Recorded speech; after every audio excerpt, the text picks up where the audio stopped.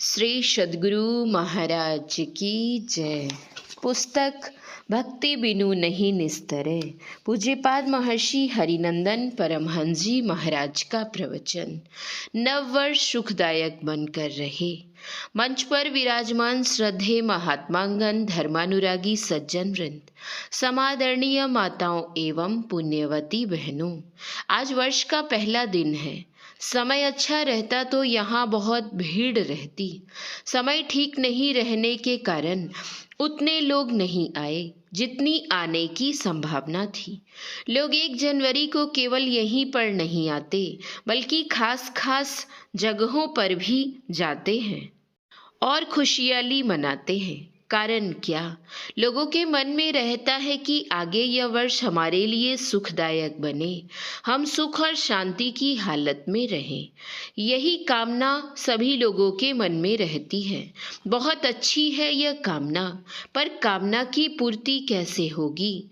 अपने ही कर्म के आधार पर लोगों को सुख और दुख की प्राप्ति होती है।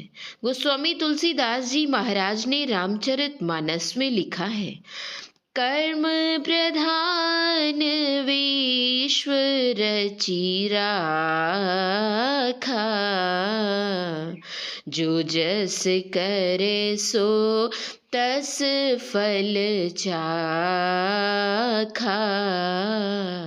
संत महापुरुष कहते हैं, तुम्हारे मन में यह नववर्ष सुखदायक बनकर रहे, यह कामना है। इसके लिए अच्छा कर्म करो, बुरा कर्म मत करो। अच्छे कर्म का फल तो सुखदायक मालूम पड़ता है, बुरे कर्म का फल लोगों के सामने दुख रूप में आता है। इसे लोग भोगना नहीं चाहते हैं, लेकिन कर्म का फल भोगना ही पड़ता है। फिर भी दुख की समाप्ति नहीं होती है। वह कौन सा दुख है? हम लोग रोज गुरु महाराज की वाणी का पाठ करते हैं, आवागमन सम दुख दूजा, है नहीं जग में कोई। इससे बढ़कर और कोई दुख नहीं है। बारंबार जन्म लेना, बारंबार मरना, यह आवागमन का दुख है। इस दुख से छूट नहीं पाते। इससे कैसे छूटेंगे? यह भी पाठ करते हैं, इसके निवारण के लिए प्रभु भक्ति करनी चाहिए। परमात्मा की भक्ति के बिना आवागमन का चक्र नहीं छूटता। बारंबार जन्म लेने और मरने में अपार कष्ट होता है। उस कष्ट के समान और कोई कष्ट नहीं है। जीवन काल में अनेक तरह के कष्ट होते हैं। जन्म लेने के समय, जन्म के पूर्व भी माता के गर्भ में रहकर कष्ट होता है। जीवन काल में भी प्रयत्न करने पर लोग एक तरह की हालत में नहीं रह पाते हैं। जन्म काल में कितना कष्ट हुआ हम नहीं जानते। मरने के समय कितना कष्ट होता है वह भी नहीं जानते हैं। संत महात्मा कहते हैं, दोनों समय के दुख के समान और कोई दुख नहीं है। आवागमन सम दुख दूजा, है नहीं जग में कोई। इसके निवारण के लिए प्रभु भक्ति करनी चाहिए। इस दुख से छूटना तभी हो सकेगा जब हम परमात्मा की भक्ति करेंगे। इसी बात को संकेत करके भगवान श्री राम ने अपने राज्य के लोगों को उपदेश के क्रम में कहा था, जो परलोक इहा सुख चहूँ, सुनी मम वचन हृदय दृढ़ गहूँ। एक ना एक दिन यह शरीर छूटेगा। सब कोई इस बात को जानते हैं। शरीर छूट जाएगा। शरीर में रहने वाला जब शरीर से निकल जाएगा, तब शरीर को कितना ही प्रयत्न से रखें, वह रह नहीं सकता। शरीर से जीव के निकलने के बाद शरीर का सड़ना प्रारंभ हो जाता है। इस कारण लोग इस शरीर को नहीं रखते। कितना ही प्यारा पुत्र, माता पिता, भाई बहन आदि क्यों कोई क्यों ना हो, लेकिन जब वह शरीर त्याग देता है, उसके मृत शरीर को लोग नहीं रखते, उसका दाह संस्कार कर देते हैं, जला देते हैं। शरीर तो जल जाता है, पर इस शरीर में रहने वाले नहीं जलते हैं। वह रहता ही है। वह कहाँ रहता है? हम लोगों का शरीर छूटेगा तो कहाँ रहेंगे, कहाँ जाएंगे? इस बात को हम लोग नहीं जानते हैं, लेकिन संत महापुरुष जानते हैं। जीवन भर हम चाहते हैं कि सुख की हालत में रहें, लेकिन जीवन के बाद की बात नहीं सोचते। संत महात्मा कहते हैं, शरीर छूटने के बाद का जीवन बड़ा लंबा होता है। लंबा जीवन इसलिए कहा कि मनुष्य शरीर छूटने के बाद हम लोग इस जीवन का ख्याल करते हैं, लेकिन हमारा जो आने वाला जीवन है, शरीर छूटने के बाद का जो हमारा जीवन है, उसके लिए हम लोग ख्याल नहीं करते हैं।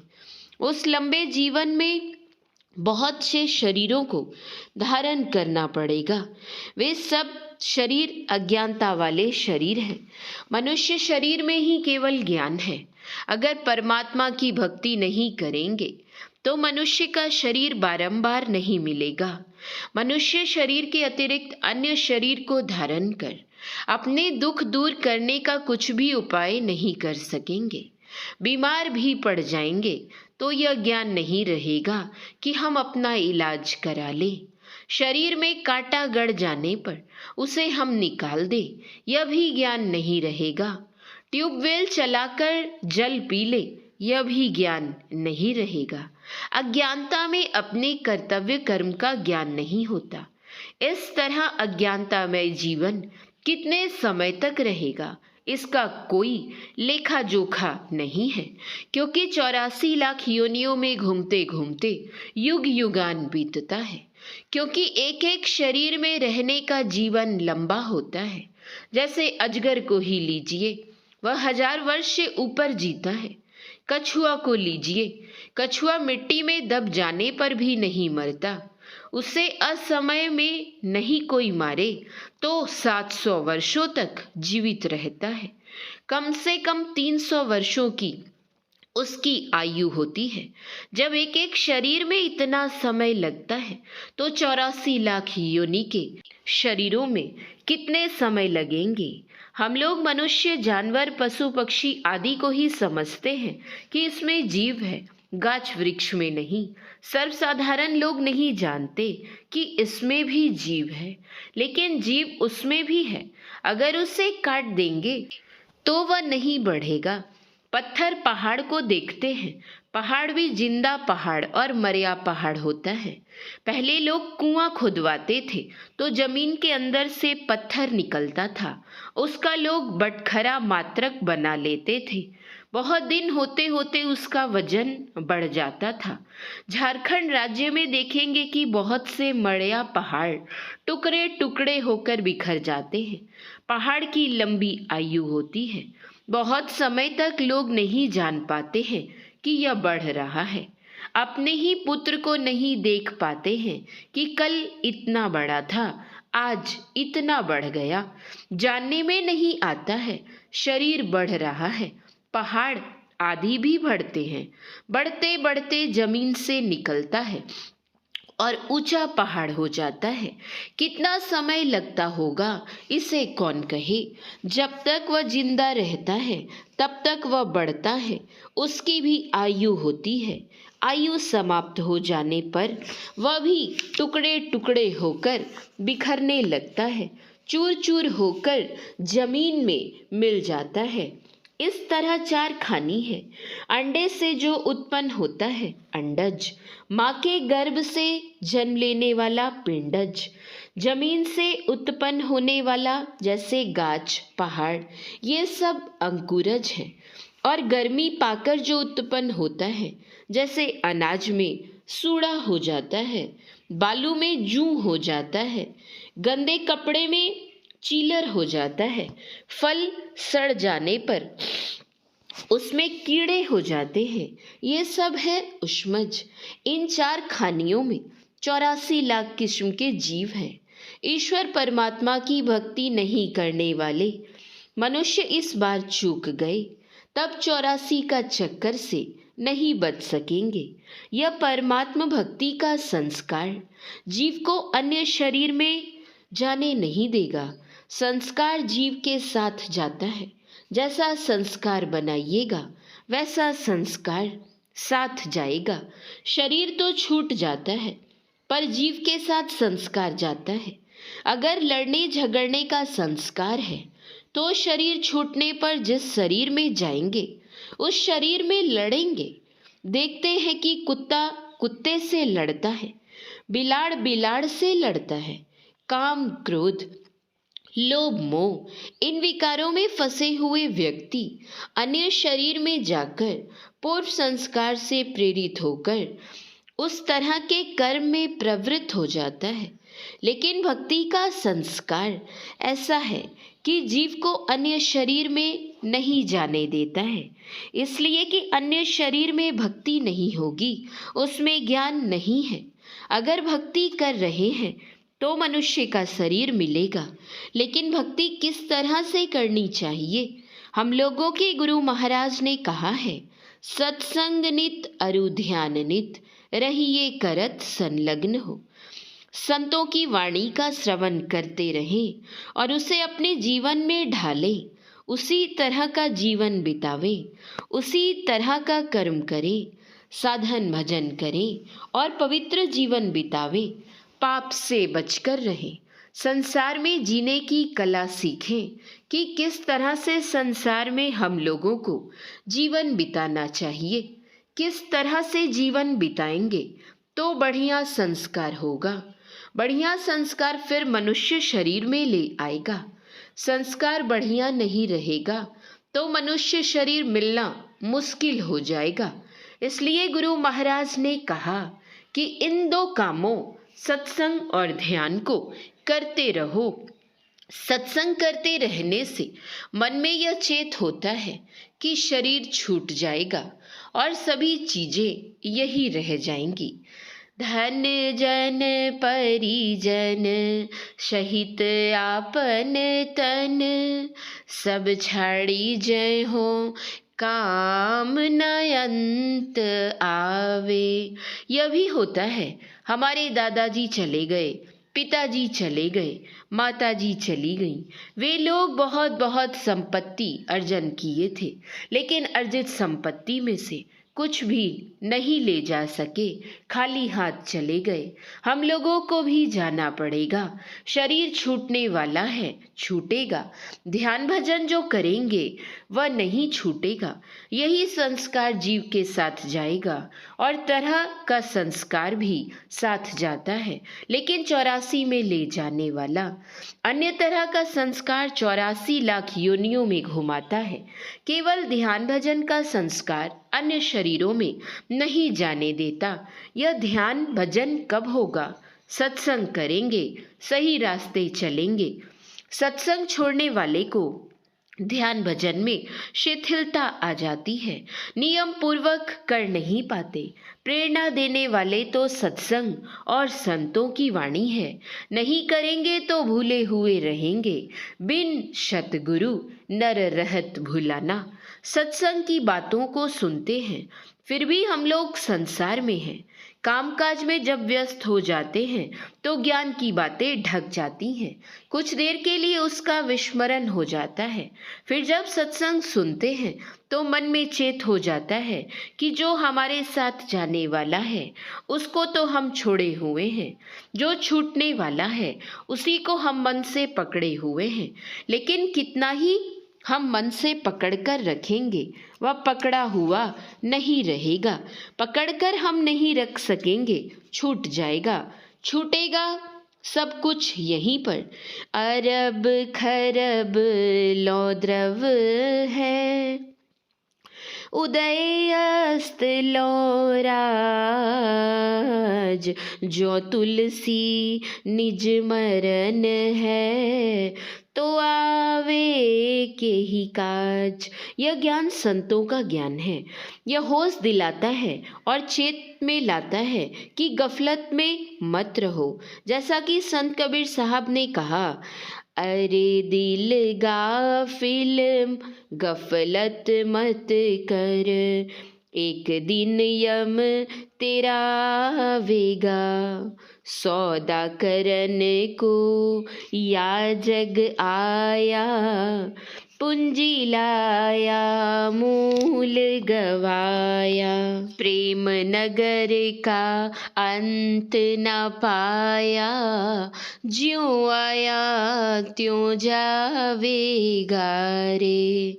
सुन मेरे साजन सुन मेरे मीता, या जीवन में क्या क्या कीता, सिर पाहन का बोझा लीता, आगे कौन छुड़ावेगा रे। जो सत्संग से जुड़े हुए रहते हैं उनको चेत होता है कि सब कुछ छूटेगा, साथ जाने वाले धन की कमाई करो। कबीर सो धन संचिए, जो आगे को होए, माथ चढ़ाए गाठरी, जात न देखा कोई। भगवान श्री राम कहते हैं कि केवल यही जीवन नहीं है, परलोक में भी सुख से रहने के लिए यत्न करो। परलोक को उत्तम सुखमय शांतिमय बनाने के लिए प्रयत्न करो। और वह प्रयत्न क्या होगा? परमात्मा की भक्ति की पूर्णता हो जाने पर सदा के लिए बंधन से मुक्त हो जाओगे, आवागमन के चक्र से छूट जाओगे। लेकिन यह काम तुरंत होने वाला नहीं है। ऐसा नहीं कि तुरंत एक जन्म में भक्ति किए आवागमन के चक्र से छूट ही जाएंगे, सो नहीं, बड़ा लंबा मार्ग है। लंबा मार्ग दूरी घर, विकट पंथ बहुमार। परमात्मा की भक्ति आसान नहीं है। गोस्वामी तुलसीदास जी ने कहा है, रघुपति भगति करत कठिनाई, कहत सुगम करनी अपार, जाने सो जेहि बनियाई। कठिन क्यों? क्योंकि ऊपर की ओर जाना है, नीचे जाने में कुछ प्रयत्न नहीं करना पड़ता है। आप गाछ पर चढ़ना चाहते हैं, चढ़ने में सब कोई चढ़ भी नहीं पाते हैं। जो चढ़ते हैं उसे बहुत संभल संभल कर चढ़ना पड़ता है, फिर छोड़ देंगे तो फिसल कर गिर जाएंगे। चढ़ने में कठिनाई है, गिरने में कोई कठिनाई नहीं है। चढ़े तो चाखे प्रेम रस, गिरे तो चकनाचूर। गाछ पर लोग चढ़ते हैं तो फल मिलता है और गिरने पर हड्डी पसली टूट जाती है। संत महात्मा कहते हैं कि मन को ऊपर की ओर ले जाना है। पहाड़ पर का पानी बहकर अपने आप नीचे आ जाता है, उसे कठिनाई नहीं होती है। लेकिन जमीन से ऊपर पहाड़ पर ले जाने में कठिनाई होती है। पहाड़ पर तो वैसे भी चढ़ने में कठिनाई होती है, और पानी ढोकर ले जाना होगा तो कितनी कठिनाई होगी। ऊपर पानी ले जाने में प्रयत्न करना पड़ता है। उसी तरह मन का झुकाव संसार की ओर, विषयों की ओर है। इसके लिए प्रयत्न करने की कोई आवश्यकता नहीं होती है। नहीं चाहते हुए भी बाहरी बातों में मन भाग जाता है और उसी का चिंतन करने लग जाता है। उसे कह दीजिए कि आराम से बैठकर मसहरी के अंदर सुमिरन ध्यान कीजिए, फिर भी सुमिरन ध्यान नहीं करता, उसे भारी मालूम पड़ता है। इस भारी मन को ऊपर की ओर ले जाना है, इसमें कठिनाई है। जिस प्रकार पानी ढोकर ऊपर ले जाने में कठिनाई है, उसी तरह से मन को ऊपर की ओर ले जाने में कठिनाई है। मन जाना भी नहीं चाहता है। क्यों नहीं जाना चाहता है? जब से हम इस संसार में हैं, तब से इंद्रियों के घाट से जुड़कर हमारा मन विषय के भोगों को भोगा है। इसके सुख को वह जानता है कि कैसा है। पहले तो लगता है कि इसी में सुख है। जिस सुख की प्राप्ति हो जाने पर किसी सुख की चाहना नहीं होगी, वह सुख तो इस मन को मिला नहीं। साधन भजन करते करते परमात्मा की विभूति की प्राप्ति हो जाए तब वह सुख मिलेगा और मन भी नहीं भागेगा। गोस्वामी तुलसीदास जी महाराज ने लिखा है, ब्रह्म पीयूष मधुर शीतल, जो पे मन सो रस पावे, सोकत मृग जल विषय, कारण निस्वासर धावे। ब्रह्मरूपी अमृत ज्योति और शब्द रूप की प्राप्ति मन को हो जाए तब देखिए मन कितना शांत हो जाता है और उसे कितना सुख मालूम पड़ता है। लेकिन अभी तो वह मिला नहीं है। मिला वह है जो जन्म जन्मांतर का भोग हमने भोगा है, इसलिए मन बारंबार उधर ही भाग जाता है। मन का स्वभाव है विषयों की ओर जाना, ऊपर की ओर मन जाना नहीं चाहता। कठिनाई होती ही है, लेकिन इस कठिनाई को झेले बिना अपने अंदर का वह सुख स्वरूप अमृत को पा नहीं सकते। अमृत ध्वनि की नौबत जहरत बड़भागी सुनते। इसलिए संत महात्मा कहते हैं कि उस सुख को प्राप्त करने का प्रयत्न करो, तब तुम्हारा इहलोक और परलोक दोनों उत्तम बन जाएगा। मतलब यह कि परमात्मा की भक्ति करने वाले का यह जीवन सुखमय बना रहता है और परलोक भी उनका सुखकर बन जाता है। ईश्वर परमात्मा की भक्ति को छोड़कर संसार के विषय में जो लिपटे रहते हैं उसमें उलझने आती हैं, कठिनाइयाँ आती हैं, अशांति बनी रहती है, उसका यह जीवन भी दुखमय और परलोक का जीवन भी दुखमय बना रहता है। जो परलोक इहाँ सुख चहहूँ, सुनी मम वचन हृदय दृढ़ गहहूँ। यह तभी होगा जब उसे मनोयोग पूर्वक साधना करेंगे। संसार के काम को छोड़कर कोई रह नहीं सकता, उसको करते हुए ईश्वर भजन करो। चित्त से कर्म करो विधि नाना, चित्त राखो जहाँ कृपा निधाना। हाथ से संसार के कार्यों को करते रहो और अपने ख्याल को ईश्वर परमात्मा की भक्ति में लगाए रखो। ऐसा करोगे तो तुम्हारा इहलोक और परलोक दोनों उत्तम बन जाएगा। यही संतों का ज्ञान है। यह शरीर सब दिन नहीं रहने वाला है, जो समय बीत गया फिर वापस नहीं आने वाला है। समय गया फिरता नहीं, झट ही करो निज काम, जो बीता सो बीतिया, अबहु गहो गुरु नाम। हम लोग नव वर्ष पर खुशहाली तो मनाते हैं, लेकिन यह ख्याल नहीं करते कि जो समय बीत गया वह लौट कर आने वाला नहीं है। हम 60 या 70 वर्ष के हो गए, हमारी उतनी आयु काल के मुंह में चली गई। हम काल के मुंह में पड़े हुए हैं। जैसे गुरु महाराज ने कहा है, माघ भूखा बाघ काल के, मुंह पड़ो है बावरे, होश कर चेतो सबेरे, बचो ध्यान के दावरे। काल कहते हैं समय को। समय के घेरे के अंदर ही जन्मना मरना, आवागमन के चक्र में घूमते रहना होता है।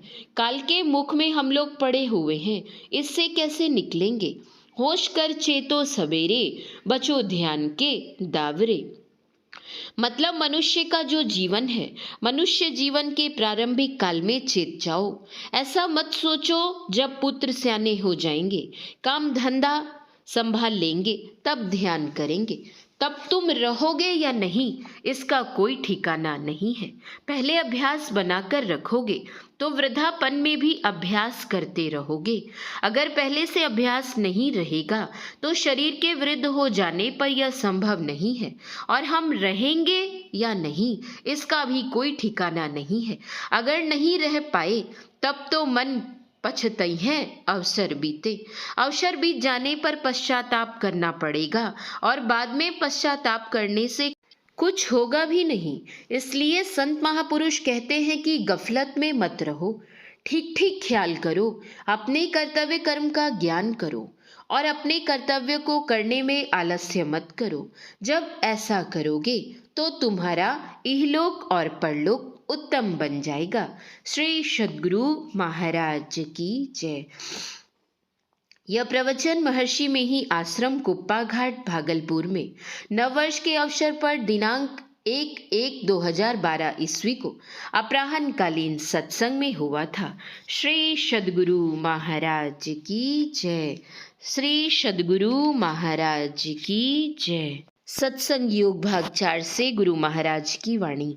जब कभी पूरे और सच्चे सद्गुरु मिलेंगे तभी उनके सहारे अपना परम कल्याण बनाने का काम समाप्त होगा। पूरे और सच्चे सद्गुरु का मिलना परम प्रभु सर्वेश्वर के मिलने के तुल्य ही है। श्री सद्गुरु महाराज की जय। श्री सद्गुरु महाराज की जय। श्री सद्गुरु महाराज की जय।